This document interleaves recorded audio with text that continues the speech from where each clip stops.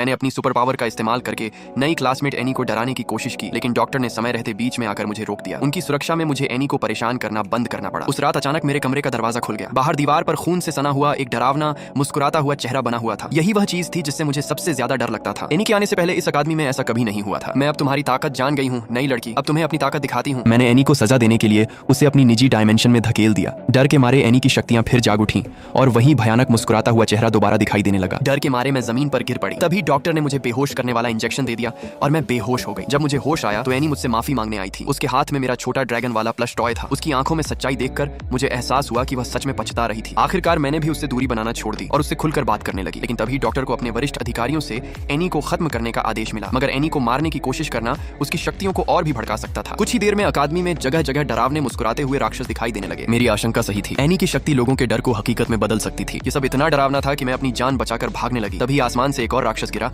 और उसने मुझे पकड़ लिया। ऐन वक्त पर मेरे साथियों ने मुझे बचा लिया। हम लगातार भागते रहे, लेकिन जल्द ही और भी राक्षसों ने हमारा रास्ता रोक लिया। निराश होकर मैं रोने लगी और अपनी निजी डायमेंशन में वापस चली गई। लेकिन जब मैंने अपने दोस्तों को उन खतरनाक राक्षसों का अकेले सामना करते देखा तो मैंने फैसला किया कि अब मैं नहीं भागूंगी। मैंने अपनी पूरी ताकत लगाई और एक ही बार में सारे राक्षसों का सफाया कर दिया। इसके बाद हम डॉक्टर के ऑफिस में पहुंचे, जहां हमें कुछ बेहद गोपनीय दस्तावेज मिले। सच्चाई जानकर हमारे होश उड़ गए। यह जगह कभी भी सुपर पावर रखने वाले बच्चों की अकादमी थी ही नहीं। ये तो एक अपराधी संगठन द्वारा चलाया जाने वाला हथियारों को प्रशिक्षण देने का अड्डा था। वहां से बचने के लिए हमें डॉक्टर को ढूंढना था और उसके द्वारा लगाए गए शक्तियां दबाने वाले बैरियर को नष्ट करना था। लेकिन जैसे ही हमें डॉक्टर मिली, उसने हमें उसी बैरियर के अंदर कैद कर लिया। हम में से कोई भी उसका मुकाबला नहीं कर पा रहा था। कुछ ही देर में एनी बेहोश होकर जमीन पर गिर गई। मुझे कुछ गड़बड़ महसूस हुई। अगले ही पल बैरियर पर एक भयंकर हमला हुआ। एक विशाल दुःस्वप्न जैसा भालू प्रकट हुआ और उसने डॉक्टर को ही खा लिया। डॉक्टर के मरते ही हमें कैद करने वाला बैरियर टूट गया, लेकिन नियंत्रण से बाहर हो चुका वह भयानक भालू अब हम पर ही हमला करने लगा। यह राक्षस एनी की शक्ति से पैदा हुआ था। आखिर यह राक्षस किसके डर का रूप था? एनी के डर का। अपने दोस्तों को बचाने के लिए मैंने भागने के बजाय उसका सामना करने का फैसला किया। बैरियर के गेट से होकर आगे बढ़ी। तभी मेरा छोटा ड्रैगन वाला प्लस टॉय अचानक जिंदा हो गया। उसके साथ मैं बहादुरी से उस विशाल भालू की तरफ बढ़ी। मुझे आगे